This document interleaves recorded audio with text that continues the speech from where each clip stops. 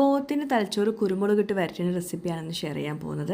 കുറേ ആൾക്കാർക്ക് ഈ ബ്രെയിൻ ഫ്രൈ റെസിപ്പീസൊക്കെ ഇഷ്ടമുണ്ടാവും. അപ്പോൾ ഇതൊരു ട്രഡീഷണൽ റെസിപ്പിയാണ്. അപ്പോൾ പോത്തിന് തലച്ചോറൊക്കെ ഉണ്ടാക്കുമ്പോൾ ഇതുപോലൊന്ന് ഉണ്ടാക്കി നോക്കൂ.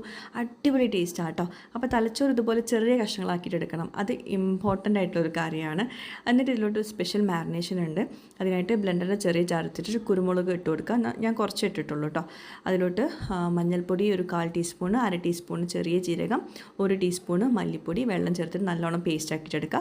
എന്നിട്ട് ചട്ടിയിലോട്ട് ഈ ബ്രെയിന് കഷ്ണങ്ങളാക്കിയിട്ട് ഇട്ട് കൊടുക്കുക.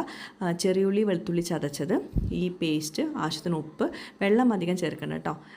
ആ ഉള്ള വെള്ളത്തിൽ നന്നായിട്ടൊന്ന് വേവിച്ചെടുക്കുക. അത് വേവിച്ച ശേഷം വേണം വേറൊരു പാനിൽ വെളിച്ചെണ്ണ ചൂടാക്കിയിട്ട് ചെറിയുള്ളി മൂപ്പിച്ചെടുക്കുക, കറിവേപ്പില ചേർക്കുക. ഈ വറ്റിച്ചെടുത്തിട്ടുള്ളത് ഇതിലോട്ട് ചേർത്തിട്ട് നന്നായിട്ട് ഡ്രൈ ആക്കിയിട്ട് എടുക്കുക. കുരുമുളക് പൊടി കൂടുതൽ ഇട്ട് കൊടുക്കുമ്പം കൂടുതൽ സ്വാദാണ്. എരിവ് ഇഷ്ടമുള്ളവർക്ക് അങ്ങനെ ചെയ്തെടുക്കാം. നല്ലോണം ഡ്രൈ ആക്കിയിട്ട് എടുക്കുക. അടിപൊളി ടേസ്റ്റാണ്. മുട്ട ചിക്കിയൊക്കെ ഒരു ടേസ്റ്റാണ്, പക്ഷെ നല്ല ഹെൽത്തിയാണ്. അപ്പം ബ്രെയിൻ ഫ്രൈ ഒക്കെ ഇഷ്ടമുള്ളവർക്ക് അടിപൊളി റെസിപ്പി ആയിട്ടോ.